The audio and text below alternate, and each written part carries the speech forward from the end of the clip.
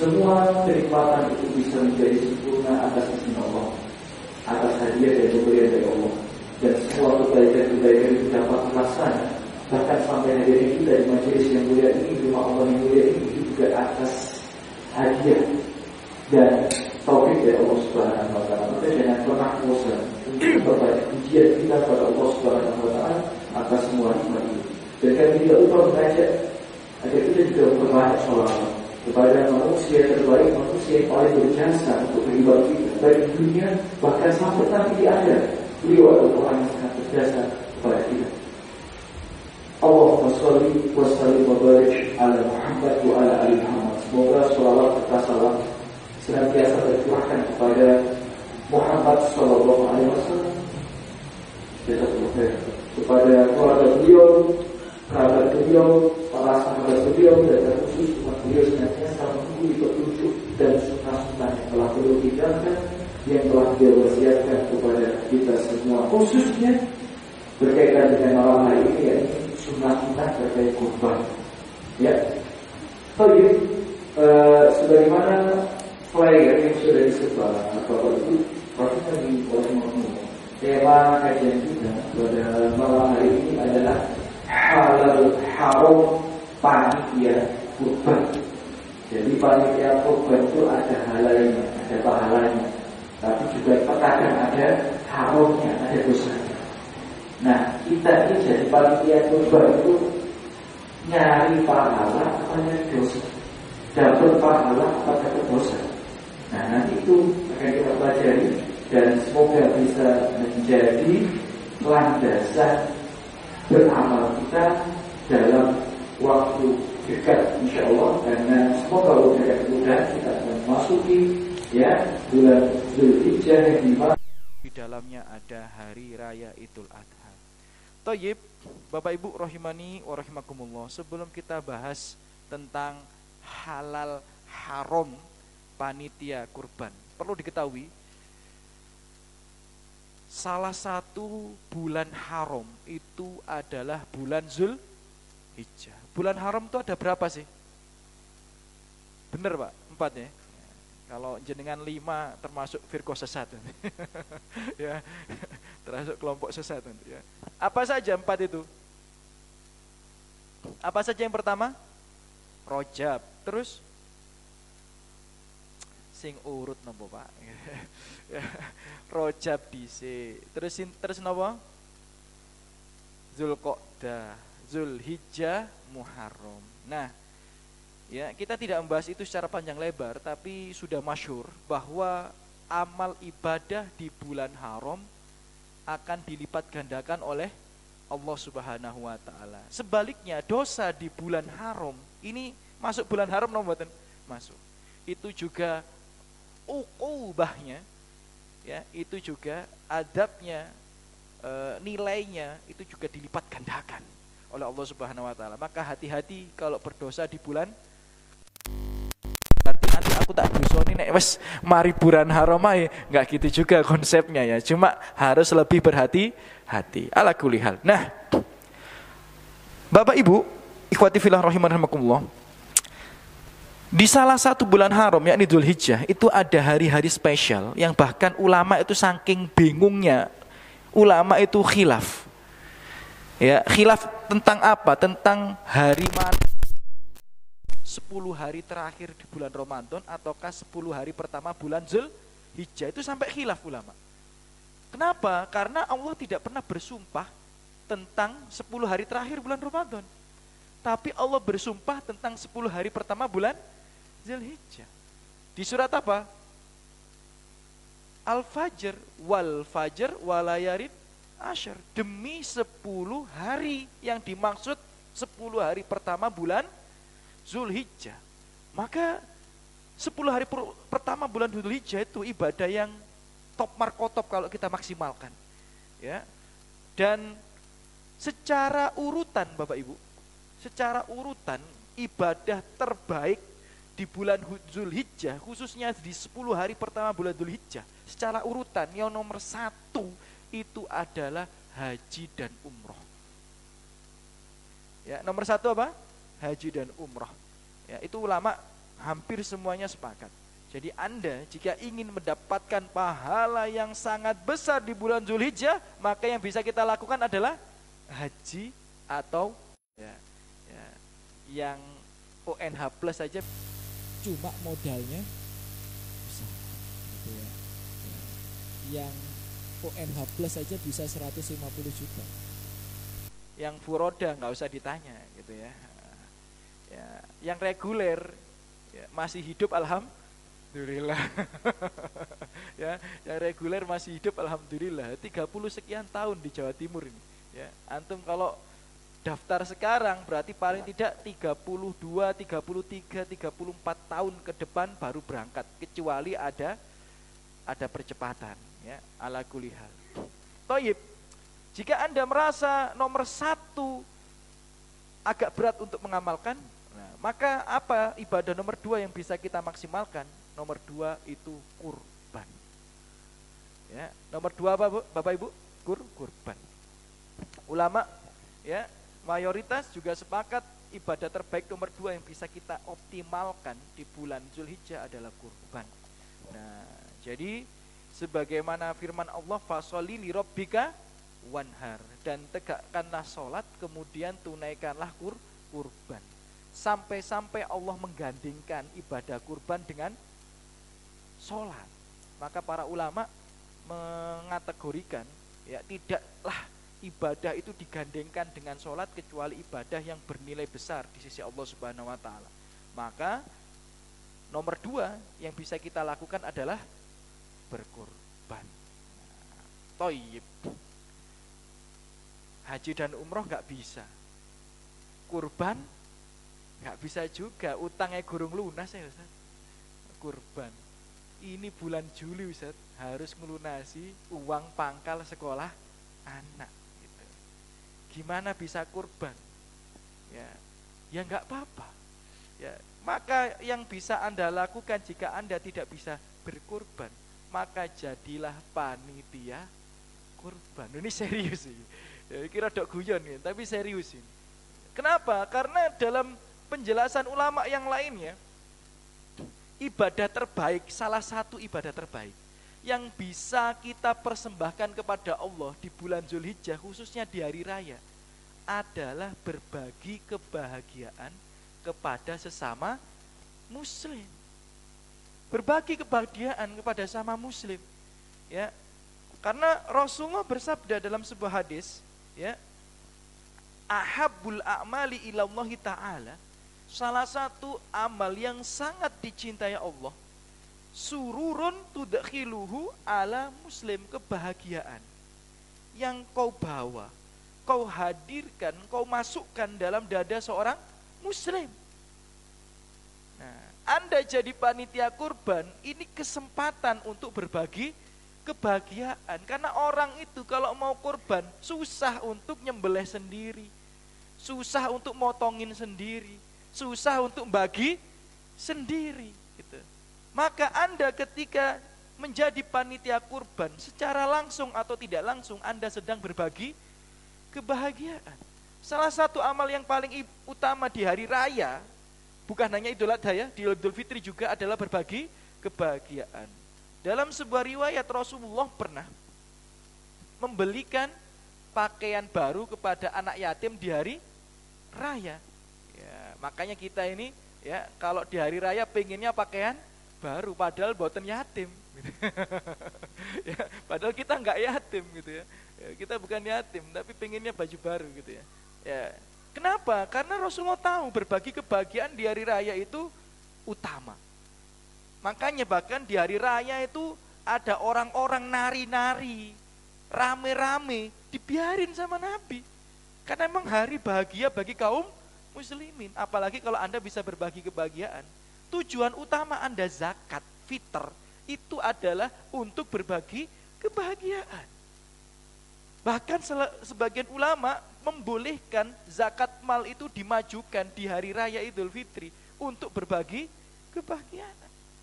Ya. Maka jadilah panitia kurban ya untuk bisa berbagi kebahagiaan. Ingat loh ya, kepada orang lain, bukan hanya kepada istri dan anak Anda. Mulai-mulai nggawa daging sak gelangsing, itu namanya Anda berbagi kebahagiaan untuk diri Anda sendiri, ya, bukan untuk orang lain gitu ya. Jadi tujuannya panitia kurban itu antum nyari pahala, membuat orang lain bahagia, bukan untuk membuat Anda dan istri Anda bahagia. Karena Anda kalau bawa daging banyak, istri Anda bahagia apa tidak? Oh, bahagia. Alhamdulillah Mas, sampean nggawa daging setengah gelangsing, padahal nyolong. Ya, ini repot ini ya. Jadi ingat ya, kalau Anda jadi panitia kurban, jangan profit oriented, gitu ya. Jangan pamrih, jangan mengharapkan imbalan, tapi mengharapkan imbalan dari Allah Subhanahu wa taala, ya, sebagai bentuk berbagi kebahagiaan kepada kaum muslimin. Thayyib, ya, Bapak Ibu rahimakumullah. Tapi sedikit saya singgung walaupun gak ada hubungannya dengan tema kajian hari ini tentang hukum kurban, ya kan? Karena ini bahas panitia kurban ya, kita bahas tentang hukum kurban. Hukum kurban itu Bapak Ibu, hukumnya apa? Hukum kurban itu apa? Apa hukumnya, Mas Agus? Wajib bagi yang mampu. Iya. Hukum kurban itu kalau jenengan wajib bagi yang mampu, jenengan itu secara tidak langsung menyalahkan Abu Bakar dan Umar bin Khattab radhiyallahu anhu. Ya. Karena hukum kurban itu mayoritas ulama, ya, mayoritas ulama berpendapat hukumnya sunnah muakkadah. Loh Ustaz, kan banyak khotib-khotib, ustad-ustad, flyer-flyer yang mengatakan ada hadis man wajada sa'ah walam yudohi fala yaqrabanna musolana. Siapa yang punya keleluasaan harta, gak mau kurban, maka jangan mendekati tempat sholat kami. Kan ada hadis itu kan? Ya, tapi hadis ini Bapak Ibu hukumnya dhaif. Ya, hadisnya dhaif, gak bisa dipakai. Justru hadis yang sahih itu adalah tentang Abu Bakar dan Umar. Ya, kata Imam Sya'bi dalam sebuah riwayat jadi khalifah, Umar bin Khattab ketika jadi Umar, aku menyaksikan dengan mata kepalaku sendiri Abu Bakar ketika jadi khalifah, Umar bin Khattab ketika jadi khalifah, wa ma yudahiyan, mereka tidak berkurban. Umar walaupun nggak kaya banget, kalau kurban ya bisa lah, wong Amirul Mukminin, ya kan? Abu Bakar kaya, bisa kurban, bisa Abu Bakar, ya. Tapi kenapa mereka berdua nggak kurban? Karohatan, ya, an yakatadi bihima. Mereka khawatir orang-orang itu beranggapan kurban itu wajib. Makanya sesekali mereka nggak kurban supaya menyadarkan orang kurban itu hukumnya sunnah muakkadah, tidak wajib, dan yang tidak berkorban walaupun kaya tidak dosa. Makanya ada orang kaya nggak korban, ojo dipaido, mobile telu, ya, omahe papat, tapi gak gelem korban.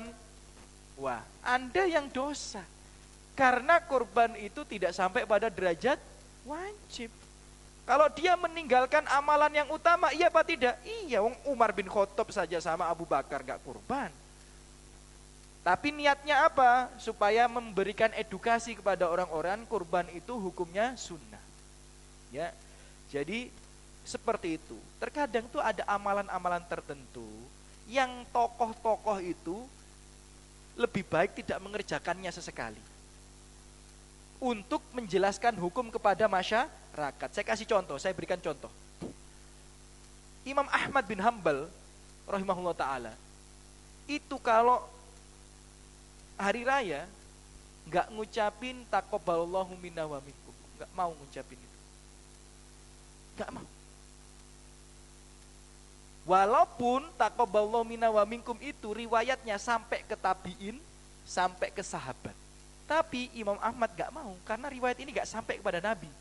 Jadi taqabbalallahu minna wa minkum itu masyhur di kalangan sahabat sebagian dan tabi'in secara umum, tapi gak sampai pada Nabi. Imam Ahmad gak mau melakukan, kenapa? Ingin memberikan edukasi pada orang bahwa tidak mengucapkan ini itu tidak dosa dan tidak mengapa. Itu fungsinya tokoh, kadang-kadang itu harus out of the box. anti paham dengan anti mainstream ya. Jelaskan hukum pada masyarakat, tapi jangan orang awam ikut-ikutan. Mas, kenapa nggak kurban? Aku pengen kayak Umar bin Khattab. Ya.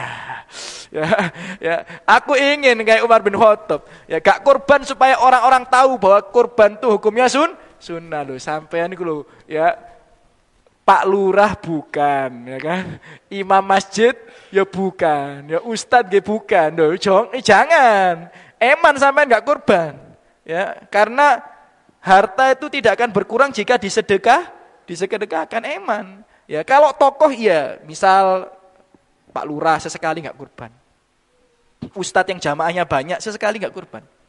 Ya, kemudian wali kota sesekali nggak kurban. Kan orang kan pasti kaget loh, kok nggak kurban ya? Gitu ya, paham maksudnya? Nah, akhirnya mereka jadi sadar, oh iya, kurban ini hukumnya sunnah, gitu maksudnya. Karena kalau semua orang kurban dan nggak ada edukasi seperti ini, ya nanti ikut tadi yang terjadi di masyarakat, maido wong sing nggak kurban, ya sampai semerep ya maido ya, membuli, menjelek-jelekan orang yang tidak kurban. Naudzubillah min dzalik. Nah, thayyib. Kembali lagi ke panitia kurban, Bapak Ibu, kita berbicara halal haram. Jadi panitia kurban ini bisa dapat pahala besar karena dia bisa berbagi kebahagiaan kepada kaum muslimin, tolong menolong dalam kebaikan. Thayyib. Tapi niat baik saja tidak cukup. Anda baik niatnya, tapi tidak sesuai dengan tuntunan Rasul, nggak cukup. Sekolah-sekolah di Mojokerto itu rata-rata, sekolah Islam di Mojokerto ya rata-rata. Ya, itu kalau pagi ngajarin anak-anaknya sholat duha berjamaah. Rata-rata tak tanya, oh di sekolah ini iya, di sekolah ini ya, di sekolah ini ya, di sekolah ini ya. Nah, niatnya baik apa tidak niatnya? Loh baik, ngajarin anak sholat, ya membiasakan sholat duha, baik apa tidak baik? Tapi masalahnya sholat duha di masjid itu hukumnya bid'ah kalau berjamaah. Jadi kalau berjamaah di rumah nggak bid'ah. Kalau berjamaah di rumah tidak bid'ah karena Nabi bersolat duha berjamaah di rumah. Nah, kemudian kalau sendiri-sendiri di rumah di masjid juga nggak apa-apa. Tapi kalau berjamaah di masjid, bukan saya yang bilang, Anda bisa protes ke Ibnu Umar, Anda bisa protes ke Ibnu Mas'ud. Mereka berdua yang mengatakan sholat duha berjamaah di masjid bid'ah. Ya kalau sekali mungkin okelah kita tolerir.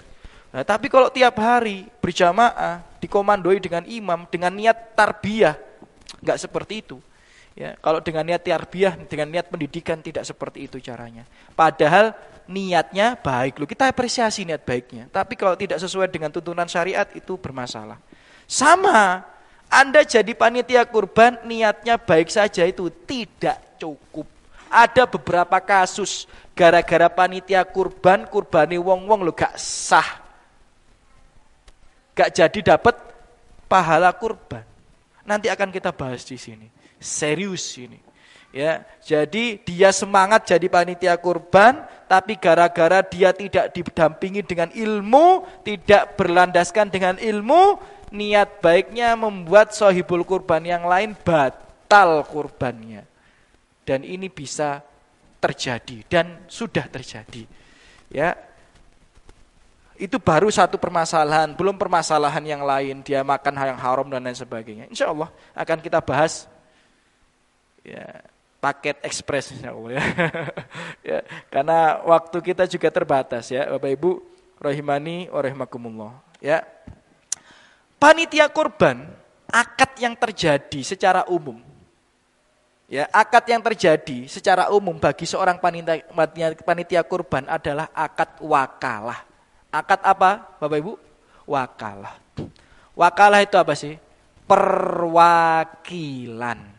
Jadi panitia kurban posisinya di sini sebagai wakil.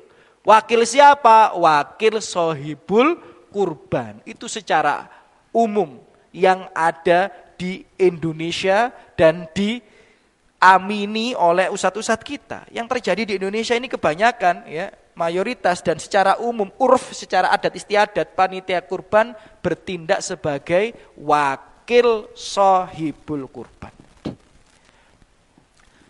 Bapak Ibu, menjadi wakil itu adalah sebuah amanah. Menjadi wakil itu adalah sebuah amanah. Menjadi pegawai itu adalah sebuah amanah. Dan ingat hadis Nabi, kebanyakan orang itu nanti di hari kiamat itu menyesal karena sudah mengemban amanah. Memang amanah ini memasukkan orang ke dalam surga. Iya. Tapi banyak orang menyesal mengemban amanah karena dia tidak mampu menunaikannya dengan baik. Hadis yang paling masyhur tentu saja hadisnya Abu Dzar ketika Rasulullah SAW butuh pegawai. Dan Abu Dzar ini sahabat dekatnya Nabi.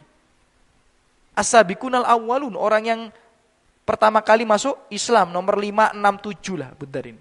Antara 5, 6, 7 itu. Ya ulama beda pendapat. Tapi termasuk 10 pertama masuk Islam ini Abu Dzar ini. Bayangkan ya, dekat banget dengan Nabi. Yang mempercayai Nabi di saat semua orang mendustakannya. Nabi butuh pegawai. Abu Dzar ada kesempatan waktu luang banyak dan ingin membantu Nabi. Ya, maka Abu Dzar meminta kepada Nabi, kenapa enggak nyuruh aku aja? Apa kata Rasulullah? Ya Abu Dzarin, wahai Abu Dzar, sambil nepuk pundaknya, innaka dhaif, kamu lemah untuk urusan ini. Wa innaha amanah, dan ingat urusan ini adalah sebuah amanah. Pekerjaan itu adalah sebuah amanah. Perwakilan itu adalah sebuah amanah. Wa innaha yaumal qiyamah hizun wan nadamah. Dan amanah itu nanti di hari kiamat banyak menghinakan manusia. Amanah itu di hari kiamat banyak membuat manusia itu menyesal sudah mengambilnya. Maka karena cintanya Nabi kepada Abu Dzar, justru gara-gara cinta iku malah enggak dikasih pekerjaan. Karena enggak cocok ini sama Abu Dzar. Enggak cocok. Ya, enggak cocok. Misal Anda butuh guru les privat renang. Padahal sampean gak iso renang. Lah kan repot nanti. Paham maksudnya? Ya, sampean aku sing ngelesi, lho sampean kedelep wonge, kedelep pisan kok. Yang repot ini, jangan ya. Jadi Bapak Ibu rahimani wa rahimakumullah, ini amanah ya. Kita ingin mendapatkan pahala daripadanya, maka daripada itu pastikan kita ini tidak menyesal, pastikan kita ini mencari pahala bukan mencari dosa, gitu ya. Ya. Makanya wong sing geragas-geragas itu gak usah dadi panitia kurban gitu. Ya, sing kemaruk-kemaruk wis gak usah dadi panitia kurban ya. Ya itu malah menyengsarakan dia sendiri. Ya, gatel nek oleh sak bungkus iki lho gatel gitu ya. Pingine luwe gitu ya. Nah, kita tidak menjadikan dia panitia kurban itu justru karena kita sayang sama dia, karena gak cocok dadi panitia kurban. Ya, gak cocok dadi panitia kurban. Nah, ala kulihal. Nah, thayyib. Bapak Ibu rahimani wa rahimakumullah. Kita bahas satu persatu Bapak Ibu ya. Seorang panitia kurban, beberapa hal yang wajib diketahui oleh panitia kurban. Beberapa hal yang wajib diketahui oleh panitia kurban ya. Yang pertama tentu saja syarat hewan kurban itu sendiri Bapak Ibu. Ya, apa Bapak Ibu? Syarat hewan kurban.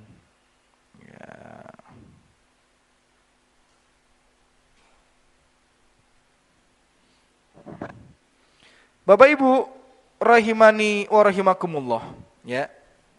Jika kita berbicara syarat hewan kurban Ibu Bapak rahimani wa rahimakumullah, maka hewan kurban itu ya cuma bahimah. Apa bahimah itu?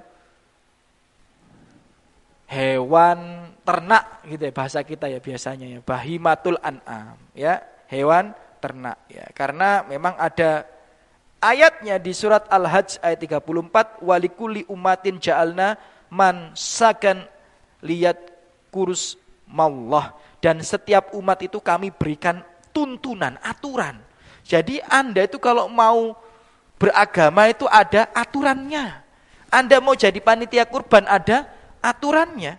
Nah, salah satu aturan yang Allah tetapkan adalah lihat kurus mallahi alama rozakokum. Aturan itu dalam beribadah tujuannya agar Anda mengingat Allah atas rezeki yang dilimpahkan kepada kalian min bahimatil an'am. Di antaranya adalah bahimah al-an'am, yakni hewan-hewan ternak bahasa kita. Maka Bapak Ibu rahimani wa rahimakumullah, hewan ternak itu turunannya paling tidak ada 4. Yang pertama apa? Unta. Dan nomor 2 sapi. Nomor 4 kambing. Nomor 3 kambing. Nomor 4 domba. Nah, kalau unta dan sapi, ya kan? Hadisnya riwayat Muslim. Naharna ma Rasulullah sallallahu alaihi wasallam bil Hudaybiyah al badanah an sab'atin wal baqara an sab'atin. Dulu kami bersama Rasulullah sallallahu alaihi wasallam pada saat di Hudaybiyah kami menyembelih 1 unta untuk 7 orang, 1 sapi untuk 7 orang. Jadi boleh kurban dengan unta, boleh kurban dengan sapi. Loh Ustadz, kalau saya kurban ayam 1000 Ustadz, nggak bisa juga gitu. Nggak bisa gitu, nggak bisa ya. Harus unta, harus sapi. Antum jangan bikin pertanyaan aneh-aneh. Ustadz, aku duwene kebo Ustadz. Ya, aku punyanya kerbau Ustadz. Bagaimana hukum kurban kerbau? Ulama bedakan pendapat. Sebagian ulama mengatakan boleh. Karena kerbau itu masuk hewan ternak. Sebagian ulama mengatakan tidak boleh karena kerbau itu termasuk hewan liar. Jadi kerbau itu termasuk marga sapi-sapian gitu. Jadi sebagian mengatakan boleh ya, karena dia hewan ternak. Sebagian mengatakan enggak, kerbau itu sapi liar. Loh, tapi kok jinak? Sudah dijinakkan. Nah, ini serepot debat ya. Mending sampean kurban sapi gitu ya. Nah, sampean memang punyanya kebo baru nanti tanya saya lagi ya. Saya sampean SMS saya gitu ya. Sekarang sampean kurban sapi aja. Nah, itu jenisnya ya. Kemudian kalau kambing jelas ya di dalam hadis riwayat At-Tirmidzi ya, karena rajul yudahi bisyah anhu wa an ahli baiti. Dulu di zaman Nabi Muhammad SAW sudah biasa seseorang itu menyembelih kambing untuk dirinya dan keluarganya. Dalam hadis yang lainnya do'an. Do'an itu apa? Do'an itu domba. Ya, itu Anda harus tahu. Ya, jadi kalau ada orang bawa ke sini selain onta, selain sapi, selain kambing, selain domba, Anda tolak. Ya, Anda tolak gitu ya. Bawa kuda gitu ya. Ya, bawa kuda gitu. Yang di video itu malah bawa babi gitu ya. Saya ketawa juga di video itu ya. Orang mu'alaf pengen kurban babi gitu ya. Ya. Jadi itu pertama itu. Kemudian Bapak Ibu, Anda syarat-syarat hewan kurban selain jenisnya tentu saja adalah umurnya. Ya, Anda harus tahu umur hewan kurban ya. Karena sapi tidak punya KTP gitu ya, Anda nggak bisa lihat tahun lahirnya ya. Jadi Anda harus memastikan hewan itu sesuai dengan umurnya. Bapak Ibu rahimani wa rahimakumullah taala ya. Dalam sebuah hadis dikatakan, qala Rasulullah sallallahu alaihi wasallam la tadbahu illa musinnah illa ayya sura alaikum fatudbahu jadaah minadh-dha'n. Kalian itu tidak boleh menyembelih kecuali musinnah. Dalam kategori binatang ternak. Kalau Anda tidak mampu, maka sembelihlah jad'ah dalam jenis domba. Nah, kita bedah satu persatu. Secara bahasa, musinnah itu cukup umur. Cukup umur bagi hewan itu berbeda-beda. Ya, cukup umur bagi unta itu secara urf itu adalah 5 tahun. Jadi sebelum 5 tahun tidak boleh disembelih. Cukup umur bagi sapi itu 2 tahun. Cukup umur bagi kambing itu 1 tahun. Jadi bukan masalah powel nopo mboten powel gitu. Sampun powel niki, sampun powel, gak mesti. Ya. Kalau kambingnya rajin sikat gigi gak powel-powel untuk nih, ya kan? Ya, dan untungnya terjaga dengan rapi anti kropos, ya gak patah-patah gitu ya, mengandung floret ya, gak powel-powel gitu kan? Ya, terus bagaimana? Selama umurnya lebih 1 tahun maka boleh dikurbankan bagi kambing. Kalau Anda gak mampu kata Rasulullah, pilih, maksudnya kan sapi 5 tahun mahal, sapi 2 tahun mahal, unta 5 tahun mahal, kambing 1 tahun mahal. Anda nggak mampu kecuali dikit uang antum. Ya udah cari domba yang 6 bulan lebih sehari. Itu paling murah. Ya, jadi domba-domba sing cempe-cempe cilik-cilik, antum yakin umurnya 6 bulan lebih, sembelih aja nggak apa-apa. Ya, maka daripada itu akikah itu kadang-kadang murah-murah, bukan karena murah, karena memang ya gibasnya cilik gitu ya. Ya kan gibas itu mungkin sebagian orang kita menganggap itu adalah domba, ya kan, domba. Makanya di atas 6 bulan belum 1 tahun disembelih aja ya, disembelih aja. Ya makanya murah hakikahnya. Ala kulli hal ya. Kemudian Anda sebagai panitia kurban paling tidak ya Bapak Ibu rahimani wa rahimakumullah ya harus mengetahui cacat yang diharamkan dalam syariat. Ya. Cacat yang diharamkan dalam syariat. Ya. Bagus, cacat diharamkan dalam syariat itu ada 4. Apa aja bagus? Buta, terus kurus. Ya, kurus itu relatif ya. Gitu. Terus, sakit. Nopo? Flu ngoten. Sakit itu kategori sakit apa ini sakit ini? Gizi buruk. Kurus sih mau gizi buruk. Satu lagi apa? Ya, jadi Bapak Ibu, yang ulama sepakat, wis kita nyari yang paling mudah aja. Ya hadis Nabi. Ya, 4. Buta yang jelas butanya, ya kan? Sakit yang jelas sakitnya. Maksudnya apa sakit ini? Lemprek. Jadi kalau kita bawa wis leto-leto sempoyongan gitu ya, kemudian gak ngadeg-ngadeg, ya kan? Gak berdiri-berdiri, ya kan? Itu sudah masuk kategori sakit yang jelas sakitnya gitu ya. Kalau cuma pilek itu gak ada masalah gitu ya. Kemudian yang nomor 3 apa? Kurus yang jelas kurusnya.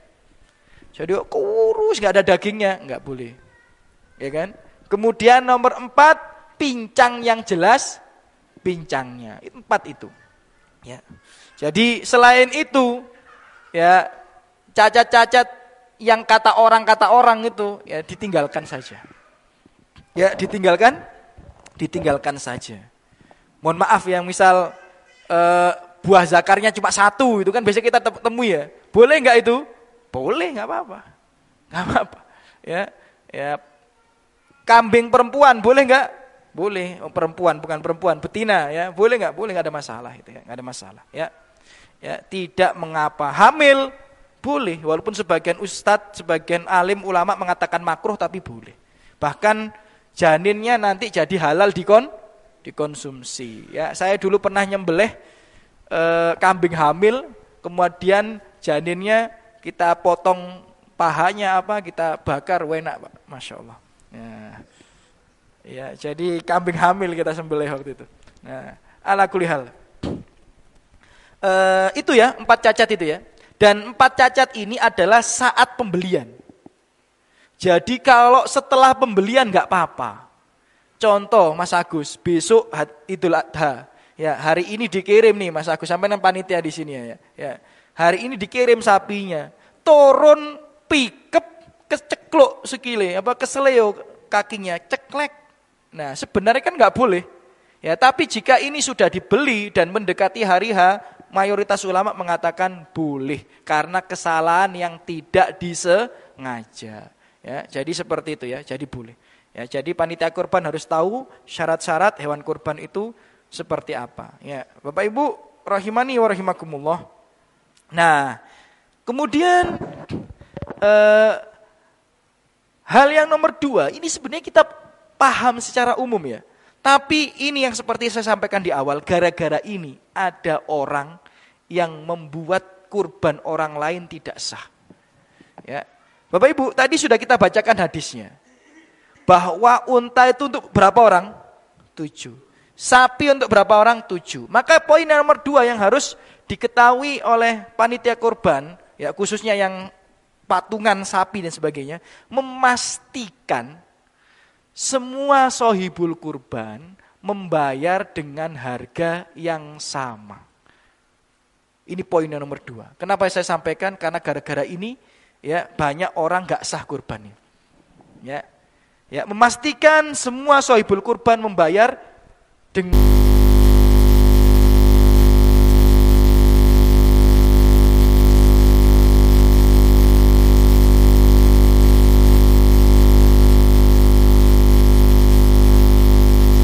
sapi berapa, Mas?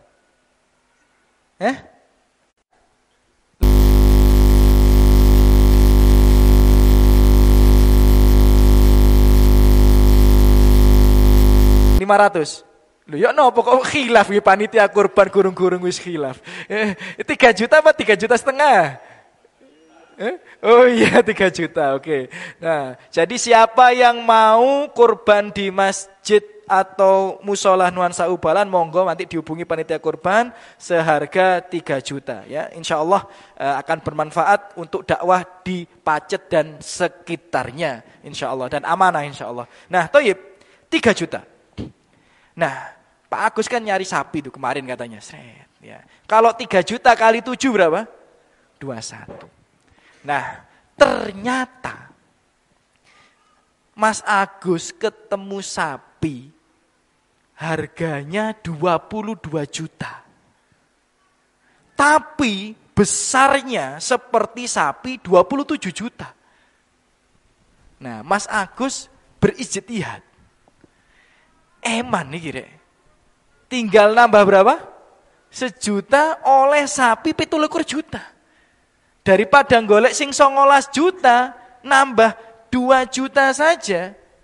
Ya kan? Atau nambah 3 juta saja misal. Ya, harga sapinya 22 juta ya. Daripada nyari ini 21 juta. Ukurannya umum ya, seharga 21 juta. Ini 22 juta, ukurannya ora umum. Seukuran 27 juta. Mas Agus, eman rek ditinggal ini. Ini sapi 27 juta ini. Kemudian Mas Agus berijtihad, wis tak tambahi 1 juta, aku ikhlas lillahi ta'ala. Ya, aku pengen ikut sedekah. Nah, ini bisa membatalkan kurban 7 orang yang ikut urunan. Serius. Ya, karena kurban itu 1/7 nilai hewan. Kurang dari 1/7 tidak sah. Bagaimana ini supaya sah? Ya, maka Mas Agus bukan sedekah daging. Mas Agus bilang seperti ini, 1 juta ini aku sedekahkan untuk 7 orang yang iuran. Ya, terus dikabari, Pak, ya, sapi ini kurang 2 juta, tak tambahi 1 juta, aku ini sedekah untuk 7 orang. Tak kasih hadiah untuk 7 orang 1 juta itu biar ukurannya lebih besar. Maka ini sah. Tapi Anda kalau 1 juta ini tujuannya untuk sedekah ke masyarakat, ini tidak sah. Nggak sah kurbannya. Ini antum ikut fatwa siapapun nggak sah. Ya, Syekh Utsaimin, ya, Lajnah Daimah dan sebagainya nggak sah. Sama iuran 7 orang nih. 7 orang iuran, ya kan? Nah, tadi juga kasusnya sama ini, ya, tapi bukan Mas Agus yang nambahin. Ya, Mas Agus telepon ke salah satu dari 7 orang ini. Ini ada sapi. Harganya 22 juta, eman. Nambah 1 juta, ukurannya kayak 27 juta daripada beli yang 21 juta. Mas, sampean tambahi 1 juta, Mas. Siap, biar pahalanya tambah akeh. Nah, biar pahalanya tambah banyak. Berarti niatnya ini untuk kurbannya. Maka 6 orang yang lain tidak sah kurbannya. Iya. Jadi Anda kalau pengen sah harus harganya sama rata. Itu fatwa Syekh Utsaimin, fatwa Syekh Shalih Fauzan, Lajnah Daimah ulama Saudi dan ulama-ulama klasik terdahulu. Jadi Anda harus paham seperti ini sebagai panitia. Niat baik saja tidak cukup. Niatnya Mas Agus tadi kan baik supaya dapat sapi yang lebih besar, tapi niat baik aja nggak cukup. Harus dengan ilmu. Karena niat baik itu bisa merusak kebaikan jika tidak dibarengi dengan ilmu. Taib. Alhamdulillah wassalatu wassalamu ala Rasulillah. Kita lanjutkan kajian kita pada malam hari ini. Taib. Tadi baru 2 poin ya. Ya, sudah dan isya aja ini ya. Poin yang pertama tadi apa? Syarat-syarat hewan kurban. Poin yang kedua, memastikan bahwa setiap sahibul kurban ya membayar dengan harga yang sama. Taib. Ya, itu tolong dipastikan ya. Tapi gini, kalau dia bayar 2 bagian malah boleh. Serius. Misal tadi panitianya Mas Andri ya. Mas Andri tadi ngomong ini yang iuran baru 5. Kemudian Pak Cip, wis sing loro aku, malah boleh ini. Ya, karena Pak Cip bayar 2 bagian, boleh. Ya, itu masih termasuk harga yang sama gitu. Karena Pak Cip bukan membayar lebih dari yang lain, tidak, tapi dia membayar atau mengambil 2 bagian. Enggak apa-apa kalau yang seperti itu. Ya, tidak mengapa yang sedemikian. Baik. Kemudian Bapak Ibu rahimani wa rahimakumullah, kita berbicara di poin yang ketiga adalah tata cara penyembelihan hewan kurban. Ini mohon maaf ya, karena waktu kita terbatas. Kalau bisa kan jam 7 ini kita selesai. Jadi enggak saya bacakan dalilnya semuanya ya.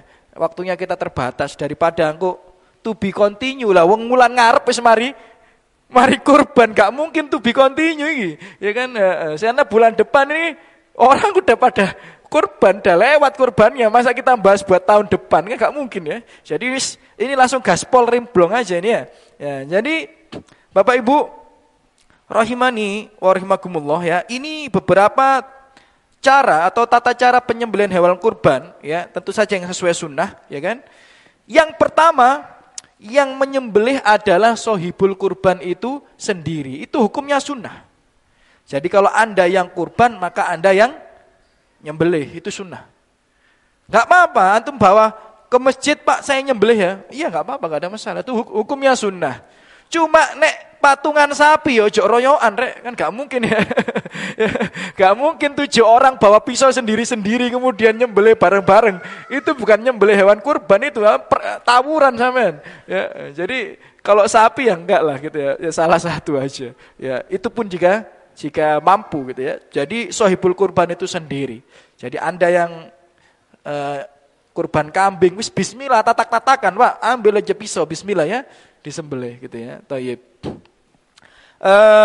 Kemudian yang nomor 2 ya, menggunakan pisau yang tajam. Ya, menggunakan pisau yang tajam. Fa idza dabahtum fa asinu dibah. Ya, kalau kalian mau menyembelih maka perbaikilah cara menyembelih itu. Di antaranya adalah menggunakan pisau yang tajam dalam riwayat yang lainnya. Kemudian yang nomor 3, bahkan ini ada hadisnya, tidak mengasah pisau di depan hewan kurban. Loh, Ustaz mosok hewan kurban ngerti. Ini hadis masalahnya ya. Ini hadis sampai nurut aja. Ya, hadis riwayat Ahmad dan Ibnu Majah, Rasulullah memerintahkan sahabat untuk mengasah pisau menjauh dari depan atau dari pandangan hewan yang kurban ini. Saya enggak bacakan hadisnya. Ini hadisnya ada riwayat Ahmad dan Ibnu Majah. Kemudian sebagian ulama berpendapat disunahkan mengarahkan hewan kurban ke arah kiblat. Kiblat sana, berarti sapinya ngadep mana? Ngadep sana ketika disembelih. Itu disunahkan. Kemudian membaringkan hewan kurban di lambung sebelah kiri. Jadi kalau ngadep sana berarti kakinya sebelah sana apa sana? Sana. Loh, sana Mas, kalau sini lambung sebelah kanan nih nanti ya. Ya, lambung sebelah kiri ya. Jadi kaki sana, kepala sana, ngadep sana. Ini sunnah loh ya. Jangan nanti orang udah salah arah mau nyembelih sampai cekel tangani, puter Pak, wis gak usah. Ya, ini hukumnya sunnah. Jadi maksudnya kalau kebablasan karena keadaan, udah biarkan aja. Ini hukumnya apa? Sunnah, gak usah rame, biasa aja ya. Ini sunnah. Maksudnya kalau sedari awal dikondisikan itu lebih baik. Maksud saya seperti itu. Tapi kalau dalam keadaan wis salah naruh lubangnya, salah naruh ininya, ya sudah biasa aja. Bismillah, nggak apa-apa. Ya. Mungkin tahun depan baru diingatkan lagi gitu ya, diingatkan lagi. Syukur-syukur kalau panitianya ikut kajian ini.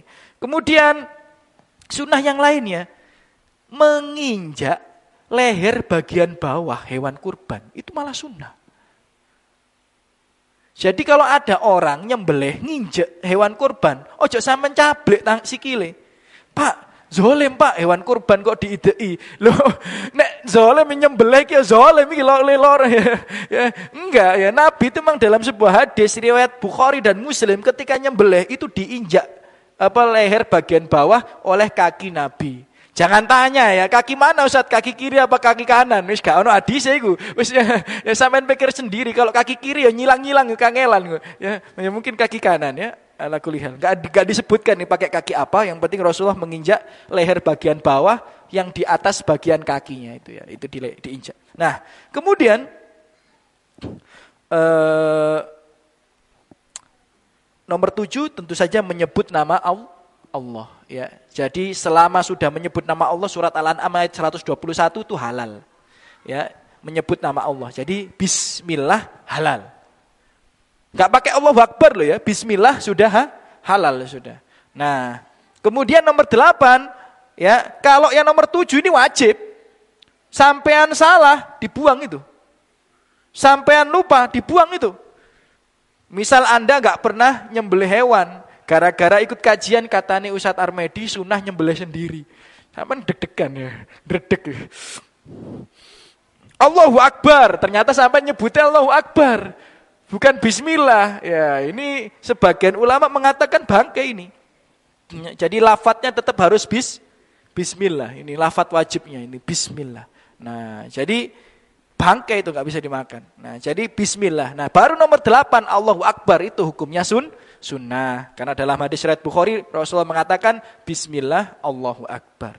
Nah, itu hukumnya sunnah.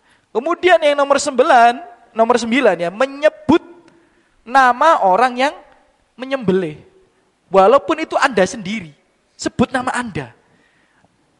Kan kita ini gak biasa nyebut nama kita sendiri. Gini mboten ya. Bismillah ya Allahu Akbar. Hada an Yoyo wa ahli bait. Padahal Pak Yoyo sendiri yang nyembelih, kan gak biasa kadang-kadang kita ini. Tapi memang seperti itu. Ya, Rasulullah seperti itu ya. Jadi Anda sebut nama Anda sendiri ya jika menyembelih untuk diri sendiri ya. Yang lengkap ya.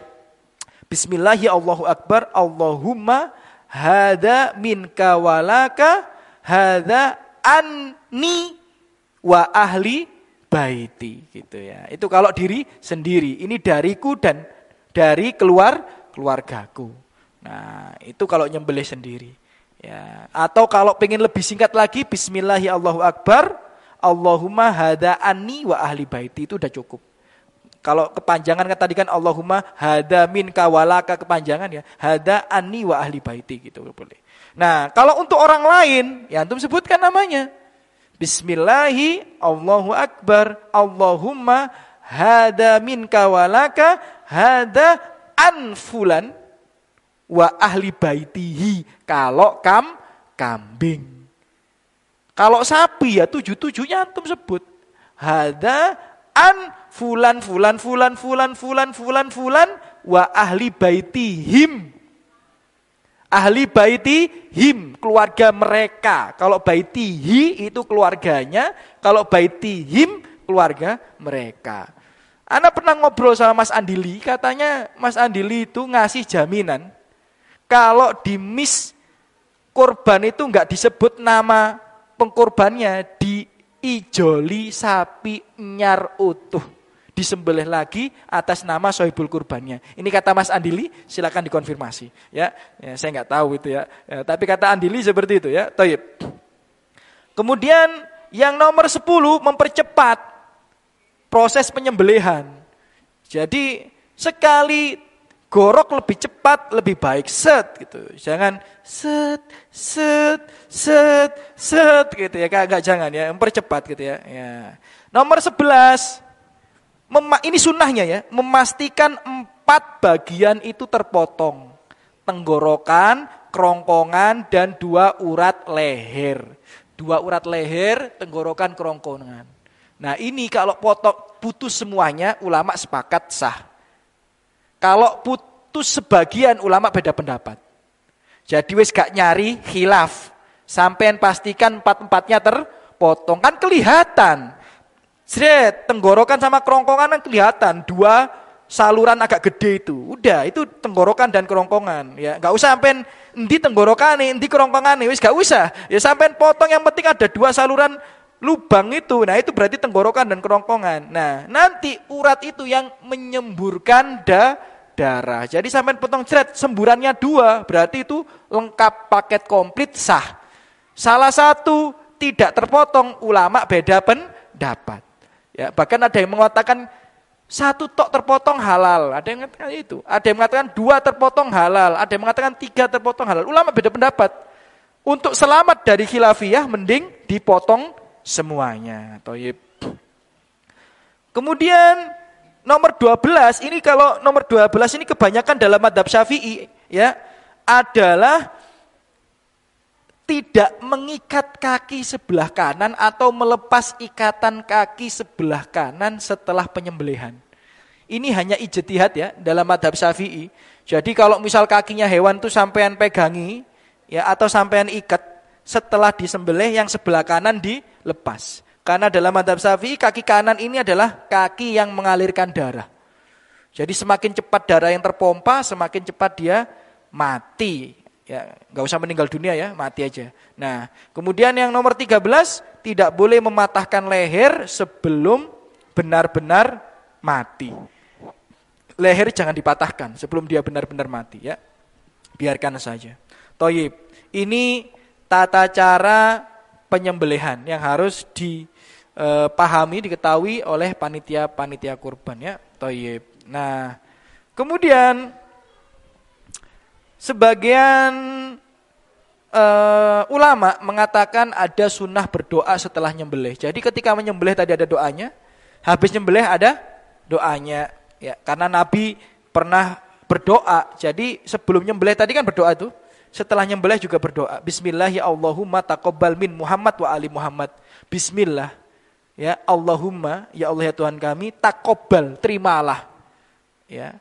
Min Muhammad, dari Muhammad, wa ali Muhammad, dan keluarga Muhammad ya. Tapi ini kata para ulama bukan doa yang tekstual.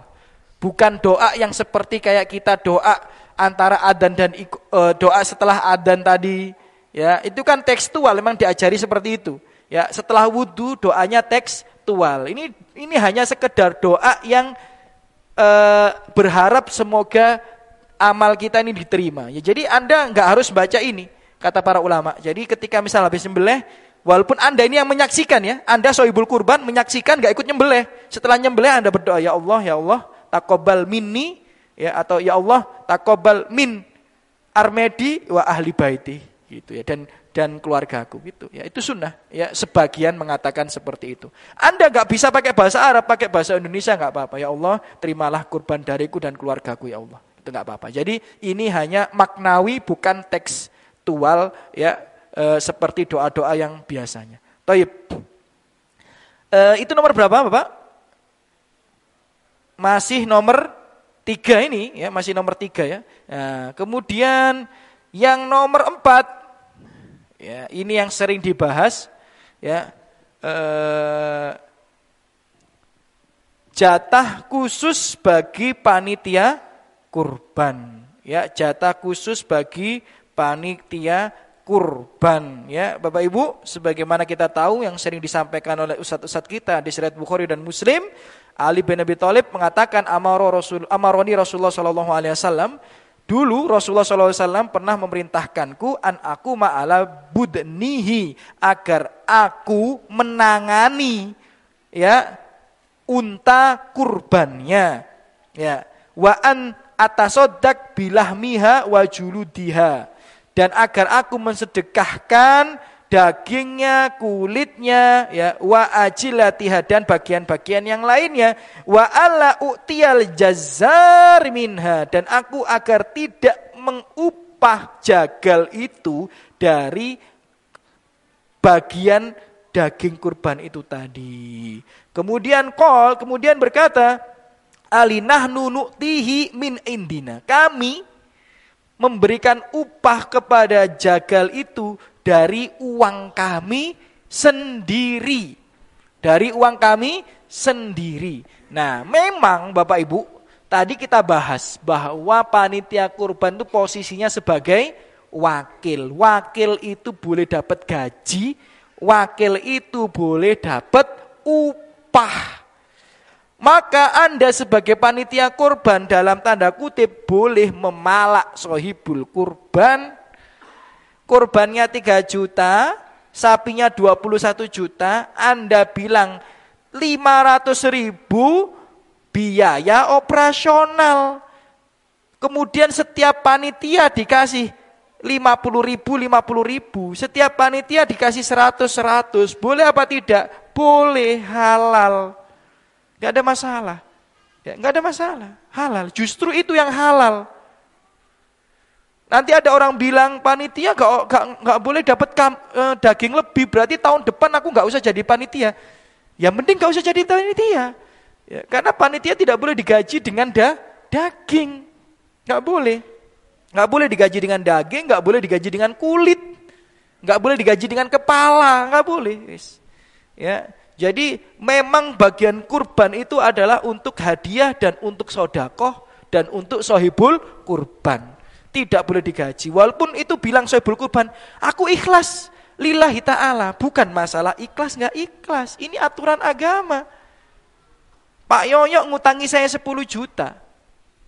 Kemudian saya bilang Pak Yoyo ini tak kembalikan berapa? 11 juta ya? Ya oke. Tapi bukannya riba itu Ustadz. Aku lho Pak Yoyo ikhlas lillahi ta'ala. Lu tetap dosa. Ya, jadi ya riba enggak riba itu bukan masalah ridho atau tidak ridho, tapi jenis akadnya itu yang menyelisih syariat. Jadi bukan masalah ridho atau tidak ridho. Ya, tapi memang akadnya yang menyelisihi syariat. Jadi jangan gaji pakai daging atau bagian kurban.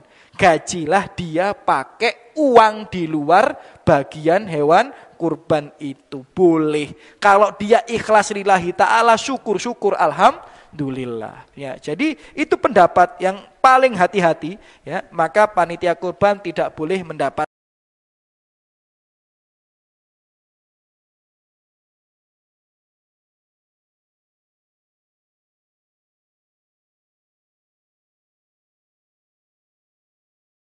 kan kita ada makan-makan. Maka itu boleh. Nah, tergantung. Jadi kalau habis nyembelih langsung diambil sedikit bagiannya, dikasihkan mak-mak di dapur buat dimasak, boleh enggak ini dikonsumsi? Tergantung. Jika yang mengkonsumsi adalah keumuman, tidak pengkhususan, maka boleh. Jadi panitia atau bukan panitia boleh mengkonsumsi, maka boleh. Jadi habis dimasak di belakang ya sama mak-mak, kemudian makan-makan. Yang bukan panitia boleh makan. Ya. Itu malah jadi halal. Kalau yang makan cuma panitia tambah jadi haram. Makanya kalau ada orang sing mengkerik-mengkerik ini pas ono kurban ya mengkerik-mengkerik nggawa video. Ya, gini ya, video-video mengkerik-mengkerik gitu ya. Ya, kemudian mangan bareng sampean. Loh, itu tambah Anda bersyukur itu. Loh, Anda bersyukur itu. Loh, kenapa? Karena jadi apa? Jadi halal. Justru kalau yang makan panitia tok malah Haram gitu. Jadi kalau ada yang orang iseng-iseng mengkerik-mengkerik ambil video-video, ya Anda bersyukur, alhamdulillah gitu. Ya, jadi halal ini akhirnya, ya. Jadi halal gitu. Justru kalau dimakan panitia tok malah haram. Makanya kalau nyembelih hewan kurban, orang-orang suruh lihat nggak apa-apa. Ya, orang-orang suruh lihat, anak-anak kecil suruh ikut makan nanti, nggak apa-apa, tambah halal gitu ya. Kalau yang konsumsi panitia tok malah haram. Ya, ada kemarin ya di mana itu di Saung Al Iman, Ustadz, kita ini kalau kurban masjidnya ditutup. Gitu. Serius, loh kenapa kok ditutup? Ya kan kita mengambil kebijakan dari pengalaman tahun-tahun sebelumnya.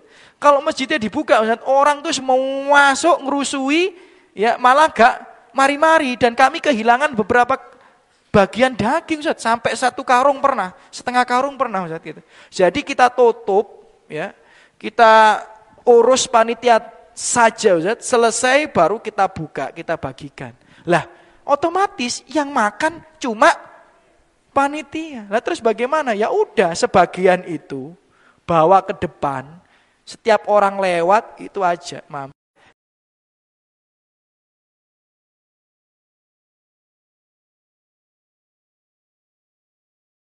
Nah terakhir yang nomor 5, ya.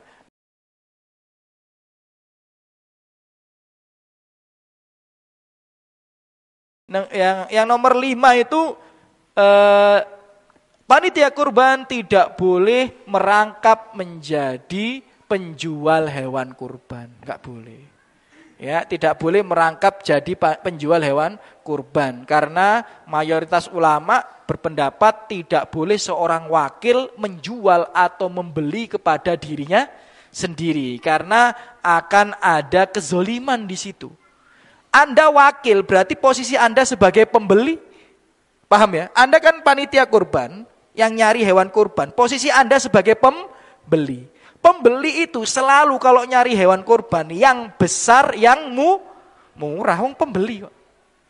Tapi penjual itu selalu menjual hewan kurban dengan mindset lebih kecil, lebih mahal. Karena kalau lebih kecil, lebih mahal, untungnya lebih banyak. Itu mindset penjual. Mindset pembeli lebih besar, lebih murah. Nah, kalau Anda sebagai pembeli sekaligus penjual, nggak bisa, Pak. Di satu sisi Anda nyari yang besar, tapi murah, karena mewakili pembeli. Tapi di satu sisi Anda juga pengen barang Anda ini laku mahal walaupun ukurannya kecil. Nah, nggak bisa. Pasti Anda berkhianat kepada salah satu dalam jiwa Anda. Anda bukan bipolar yang punya kepribadian ganda, enggak ya? Enggak ya. Jadi enggak bisa. Itu yang nomor 5. Terakhir yang nomor 6 adalah tidak boleh seorang wakil mendapatkan manfaat dari perwakilannya kecuali dari orang yang mewakilkan. Nah, pelan-pelan ya. Seorang wakil tidak boleh mendapatkan manfaat dari perwakilan kecuali dari orang yang mewakilkan. Ini hadisnya jelas ya. Ya. Bapak Ibu rahimani wa rahimakumullah ya, ada hadis Bapak Ibu tentang ini hadis riwayat Bukhari ya, bahwa Nabi itu nyuruh siapa? Urwah ya, untuk membeli seekor kambing dengan 1 dinar. 1 dinar ini kan kalau emas 2 juta, berarti sekarang kurang lebih ya 8 juta 1 dinar ini. Ya, 8 juta. Untuk beli kambing. Nah, si Urwah ini nawar pinter nyari hewan, makanya disuruh dipilih Nabi untuk nyari. Nah, Urwah ini nyari kambing yang gede murah. Ya, nyari kambing yang besar tapi murah. Ya, akhirnya dapat set. Kemudian ya, sebelum pulang ya kan di jalan ditawar orang 2 dinar. Dijual lagi sama Urwah 2 dinar. Nah, dapat berapa? 2 dinar. 1 dinar dibelikan kambing lagi sama Urwah. Kemudian dia pulang bawa 1 dinar dengan 1 kambing. Nah, banyak orang sekarang, wah ini kan karena kecerdasanku ini. Ya, dikesak 8 juta, Alhamdulillah. Nah ini nggak boleh. Urwah ini ngomong ke Nabi, ya Nabi ini kambingnya, ini uang 1 dinarnya. Kemudian Urwah dipuji oleh Nabi Muhammad SAW. Maka seorang wakil itu nggak boleh mendapatkan manfaat dari perwakilannya kecuali dari sohibul kurban. Kecuali Nabi nanti ngomong, wahai Urwah 1 dinar ini ambilen. Nah itu jadi halal. Tapi kalau Nabi nggak pernah ngomong gitu, ya nggak boleh. Itu haknya siapa? Nabi. Maka Anda kalau beli sapi, cashback kambing itu haram. Ada flyer, beli sapi, gratis kambing. Lah kalau sampean panitia kurban, beli sapi, yang kambing itu punya siapa nanti? Sampean pikir sendiri. Kan sapi dibagi 7, kambing nanti punya siapa? Punya sampean, ya haram. Ya, mending dicarikan sapi yang lebih besar, kambingnya dikembalikan, dia kayak gitu. Ya jadi nggak boleh, ya nggak boleh. Ya atau lagi ada panitia kurban, setiap beli sapi di kami cashback 500.000. Ya jadi kalau Anda panitia kurban belikan 5 sapi dapat 2.500.000 nggak boleh. Ada di Sidoarjo juga panitia kurban kalau beli langsung datang, aku besok mau beli sapimu ya. Ada gurami bakar, ada ayam bakar. Ini dia sendiri yang cerita ya, saya cuma dapat cerita dari dia. Jadi tiba-tiba ada gurami bakar, ada ayam bakar, ada penyetan, lengkap. Pulang dibawain beras 2 karung. Ini haram. Karena tahun depan dia pasti ke situ lagi. Lumayan makan ayam bakar sampai gurami bakar, beras 2 karung. Ini haram ini. Kenapa? Karena kalau dia adil, tahun depan seandainya ada kambing sama sapi yang lebih gede di tempat lain, ya dia akan pindah tempat. Tapi gara-gara gurami bakar imang, ya akhirnya nangkunumane aja. Nah ini repot, nggak boleh. Ya jadi Anda tidak boleh mendapatkan manfaat kecuali dari sohibul kurban. Justru tadi ya malah dalam tanda kutip ya untuk biaya operasional itu malah halal. Tapi selain itu malah haram. Aku qouli hada, mungkin itu yang bisa saya sampaikan pada malam hari ini. Apabila ada salah kata, sikap dan sebagainya itu kurang saya pribadi, lebihnya dari taufik Allah Subhanahu wa taala. Ada pertanyaan Bapak Ibu sebelum kita tutup? Silakan Pak Jeb. Nggih.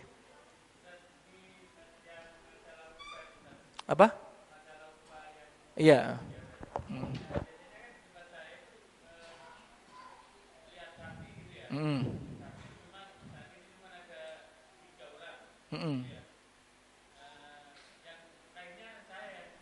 Ya. Oh nggak apa-apa, nggak apa-apa. Kalau upah yang lain aku nggak mau, aku aja yang ngupahi nggak apa-apa. Yang penting tidak diambil dari bagian binatang kurban itu.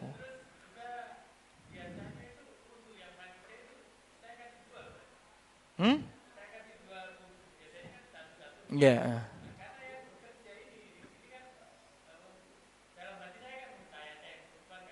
Iya. Tidak. Tidak. Ya, sampean kasih amplop itu lebih halal itu. Iya, sampean kecilkan hewan kurbannya, kan sampean yang kurban tadi katanya.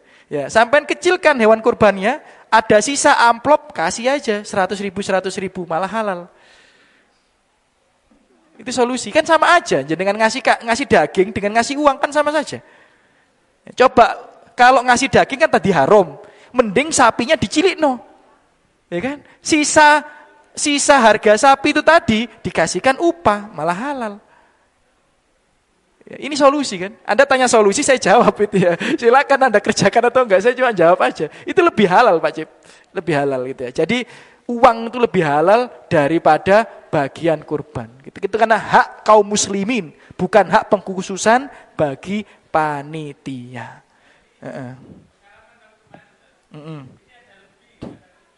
Nah itu baru boleh. Nah, jadi nggak ada akad dari awal, itu boleh.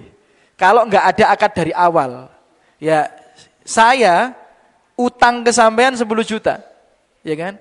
Pas nyaur tak kasih 11 juta, riba apa bukan ini?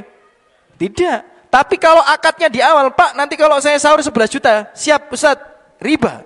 Jadi amalan sama, tapi beda akad, beda hukum. Sama dengan daging kurban. Ini sudah sampean buagi, sisa sampean wis pegel kabeh. Kan leso wis pegel kabeh. Ya apa iki? Wis gon mulih. Nah, gak apa-apa. Tapi ojo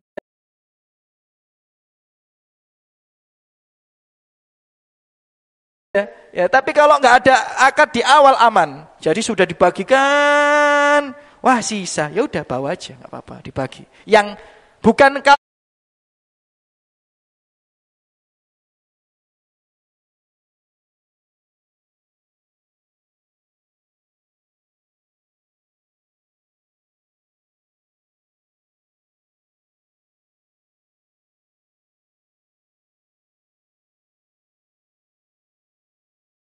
nah, ini jadi halal. Tapi kalau menyengaja dari awal, wis 150 bungkus saya.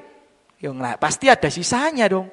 Nah, ini nggak boleh kalau menyengaja dari awal ini ya. Jadi dari awal itu memang untuk umat, baik itu hadiah ataupun sedekah gitu ya. Baik itu hadiah ataupun sedekah. Nah, jadi selain itu ya, kalau ada akad yang seperti itu tadi nggak apa-apa. Ya, jadi yang penting tidak ada akad di awal ya Pak Cip ya, tidak ada akad di awal. Ada lagi?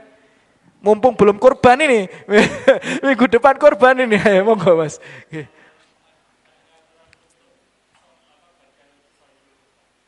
Ya, itu ada hadis. Ya, sohibul kurban sepertiga, fakir miskin sepertiga, orang kaya sepertiga. Ini hadisnya dhaif. Jadi kalau ada ustadz ngomong gitu sepertiga, enggak, itu dhaif. Hadisnya apa? Dhaif. Cuma yang ada sunnahnya sohibul kurban mengkonsumsi kurbannya. Ayo bentar, ini agak lupa tadi saya sampaikan ya. Sunnahnya, saya ulang sekali lagi ya. Sohibul kurban mengkonsumsi kurbannya. Jadi bukan dikasih jatah. Saya ulang sekali lagi ya. Bukan dikasih jatah. Jadi misal sampean ya, kecuali nek sing sak masjid satu sapi ya mesti iku ae sapine ya kan gitu. Tapi kalau satu masjid 7 sapi, pastikan sohibul kurban dapat jatah sapinya. Itu sunnah itu. Dan keberkahan di situ ada berkah kata Rasulullah SAW. Ya, ya secara makna tersirat maupun tersurat itu ada berkahnya. Jadi kalau bisa yo, kan sunnah. Jadi kalau dilewatkan yo cuma menghilangkan keberkahan sedikit saja, dalam artian tidak wajib, nggak dosa. Tapi kalau bisa, sohibul kurban itu ngonsumsi kurbannya sendiri. Nah, sepertiga untuk sohibul kurban itu hadisnya dhaif, nggak bisa dijadikan patokan, maka dia yang penting mengkonsumsi bagian kurbannya. Ya, tapi kalau sohibul kurban dapat jatah sekian, malah nggak ada dalilnya, diambilkan dari sapi yang lain, malah nggak ada keutamaannya. Ya, jadi kalau bisa dia itu dari sapinya sendiri, kecuali memang susah ya, karena susah ya, mau gimana lagi kalau susah ya, itu darurat ya. Ad-darurah tubihul mahdurat, kedaruratan itu membolehkan kemudorotan ya, ini tadi susah. Tapi kalau mau mampu, ambil dari dagingnya ya, kasihkan ke dia ya. Tidak ada bagian tertentu. Yang penting kata Lajnah Daimah, tiga-tiganya ada. Tiga-tiganya ada. Ada bagian sohibul kurban, ada bagian fakir miskin, ada bagian orang kaya. Bahkan orang kafir boleh dikasih. Orang kafir itu boleh dikasih. Ya, itu pendapat yang paling kuat, boleh dikasih. Ya, entah sedekah untuk kemiskinannya atau hadiah untuk kekayaannya. Monggo Pak.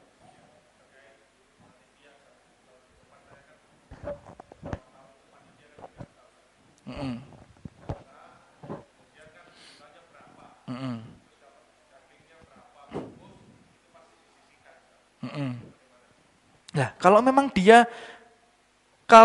dia dapat sebagai orang kaya atau dia dapat sebagai orang miskin, dapat sebagai statusnya masyarakat dan orang yang ada di sekitar tempat kurban itu, maka boleh. Yang tidak boleh adalah mendapat jatah khusus. Paham maksud saya ya. Jadi Mas Andri niki panitia. Ya dicatat tuh namanya Mas Andri dia nyatet.